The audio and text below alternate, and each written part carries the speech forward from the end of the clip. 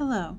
In this presentation, I will briefly discuss 6 practices that will help you and your colleagues interpret and score rubrics with a higher degree of consistency. The 6 steps towards achieving reliability are 1. Use performance descriptors. 2. Maintain rubric integrity. 3. Find the best match. 4. Assess each indicator independently. 5. Be aware of your biases. And 6. Talk with your colleagues. Now, let's discuss each of these in turn. Use performance descriptors. As a reminder, this is the scale, and these are the performance descriptors. Use performance descriptors, not the scale, to score candidate work. Read each performance descriptor carefully and determine which one best describes the quality of the candidate's work. Maintain rubric integrity. It's important to score according to the expectations that are stated in the performance descriptors. Let's say that a candidate submits a reflection that addresses culture, ethnicity, gender, and learning, but they do not consider how their biases might impact their actions towards others. It's important to know that the rubric authors strive to distinguish between performance levels with more than just counting items, in accordance with rubric construction best practices. With that in mind, this work exceeded the requirements of Level 2, Developing Descriptor, since it specifies OR.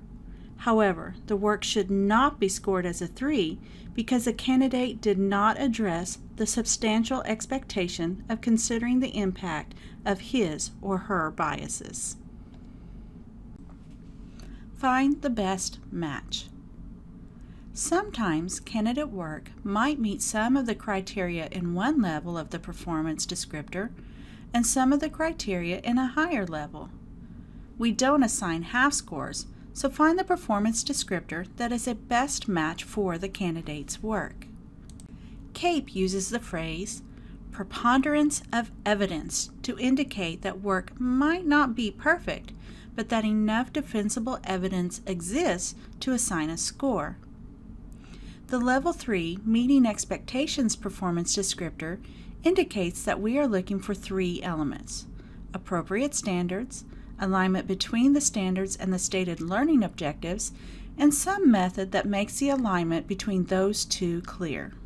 Let's imagine that all 3 of these conditions are met to a degree, but one of the 4 standards listed doesn't really seem related to the lesson objectives. The work is not perfect, so you have to decide if you are comfortable justifying a score of 3. I would be in this situation. Assess each indicator independently. The rubric authors took great care to write performance descriptors that did not overlap.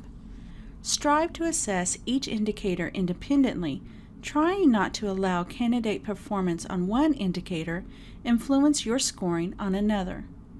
For example, you may find it difficult to focus on whether a candidate actually explained how learner characteristics impacted her lesson development when poor grammar is distracting from her meaning. However, it is not fair to penalize candidates on multiple indicators for poor performance that is assessed with one. Assessing indicators independently also means that assessors must avoid deciding that candidate work is B-level work, for example, then assigning a score of 3 all the way down the rubric. Assessing each indicator independently leads to more fair and consistent scoring. Be aware of your biases.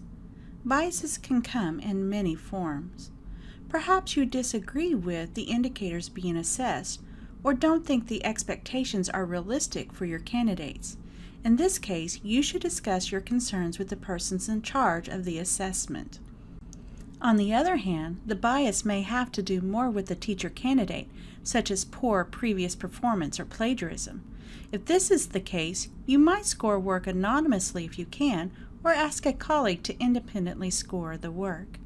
Strive to objectively assess each performance or product with fresh eyes. When you are cognizant of your biases, you can take steps to be more objective in your scoring, leading to more fair and consistent scores. Talk with your colleagues. One of the most important steps you can take to ensure that you and your colleagues are interpreting and scoring the rubric consistently is to talk with one another and the individuals responsible for the assessment system. There is an online discussion option in the platform we use for rubric training to facilitate conversations between NSU faculty, coordinators, and clinical faculty. Our conversations will help us come to a more unified understanding of the meaning of rubric performance descriptors and reliable scoring of teacher candidate work. In summary, these 6 practices will help you and your colleagues interpret and score rubrics with a higher degree of consistency. Use performance descriptors, not the scale, to assign scores. Maintain rubric integrity by scoring according to the expectations and the performance descriptors. Find the best justifiable match between the performance descriptor and candidate work.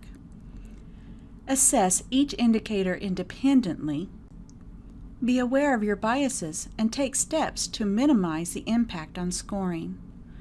Talk with your colleagues to achieve greater understanding of rubric performance descriptors.